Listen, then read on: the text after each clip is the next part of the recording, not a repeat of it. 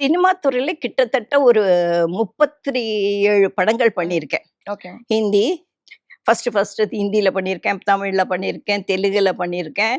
அந்த மாதிரி நெறையா பண்ணியிருக்கேன். அவங்களுக்கான எப்படி பண்ணணும், அவங்களோட பாடி லாங்குவேஜ் எப்படி இருக்கும், கோவப்பட்டா எப்படி வருங்கிறதெல்லாம் நான் டைரக்ட்டா நானே பண்ணி காமிச்சதுனால, அவங்களுக்கு ரொம்ப பிடிச்சு போய் நெறைய பேர் எனக்கு ரெக்கமெண்ட் பண்ண ஆரம்பிச்சாங்க. இதுதான் சினிமால நான் வந்த வழி.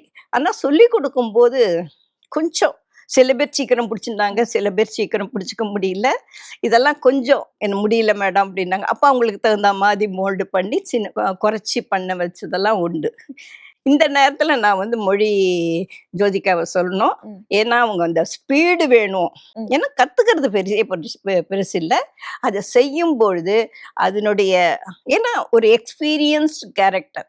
அவங்க எவ்வளவோ பண்ணியிருப்பாங்க. அந்த ஸ்பீடு வரணும். அந்த ஸ்பீடெல்லாம் பண்ண சொல்லும்போது, அவங்க உட்கார்ந்து செஞ்சு, அத காமிச்சு, அந்த நல்ல பேரும் வாங்கினாங்க. அது எனக்கு ரொம்ப சந்தோஷம்.